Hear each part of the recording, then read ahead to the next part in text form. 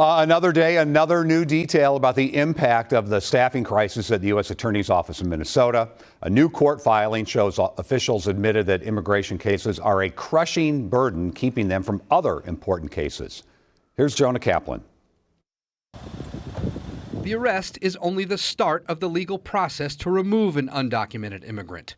But even before that person's day in immigration court, immigration lawyers are filing hundreds of what are called habeas corpus petitions on behalf of their clients sitting behind bars. The government's position is people who entered the country without inspection are not eligible for a bond hearing, even though the law says they are, and they have been for the last 20 years. And these bond hearings, they're no different than what you would see maybe in a criminal case where, hey, my client doesn't have any prior record, not a flight risk, he should be released. Exactly. So it's a hearing before the hearing, and even that process is being challenged in the U.S. Court of Appeals.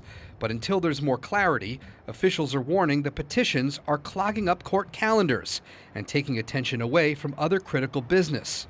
U.S. Attorney for Minnesota Daniel Rosen filed this new declaration in federal court, saying, quote, "Paralegals are continuously working overtime. Lawyers are continuously working overtime. All this is happening while the civil division is down 50%. Rosen also admitted his office has canceled affirmative civil enforcement. That means no new lawsuits to enforce environmental regulations, civil rights protections, or recover money from tax and insurance fraud. These proceedings, the habeas petitions, this is civil litigation. So you have a plaintiff and a defendant. It's not criminal. Prosecutions, that's also, though, a big part of what the U.S. Attorney's Office does.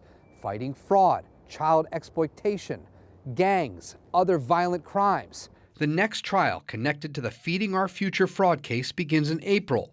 The 4 attorneys who worked the other cases, they've left the office, along with the attorneys who had been working the Vance Belter file.